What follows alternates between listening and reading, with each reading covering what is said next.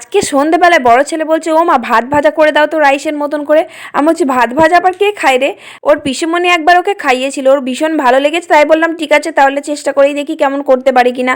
আমি ওকে বললাম তাড়াতাড়ি কটা মটরশুঁটি ছাড়িয়ে দে। ও বাবা তাড়াতাড়ি ছাড়াবে কি, নিজেই সব খেয়ে নিচ্ছে। আর একটা গাজর কেটে নিয়েছি লম্বা লম্বা করে, আর এক টুকরো পেঁয়াজ আর একটু রসুন আর অল্প করে লঙ্কা দিলাম, ও তো ঝাল খুব একটা খায় না। তারপর কড়াই একটু সর্ষের তেল দিলাম, গাজরগুলো দিয়ে দিলাম, মটরশুঁটি দিয়ে দিলাম, আর পেঁয়াজ কুচি, রসুন কুচি আর লঙ্কা কুচি দিয়ে একটু ভালো করে ভেজে নিয়ে চাপা দিয়ে একটু সিদ্ধ করে নিলাম। মটরশুঁটিটা তো সিদ্ধ হতে একটু টাইম লাগবে।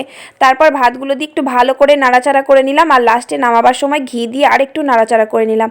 তারপরে ওকে সার্ভ করে দিলাম প্লেটে, আর শসা দিয়ে একটু ডেকোরেশন করে দিলাম।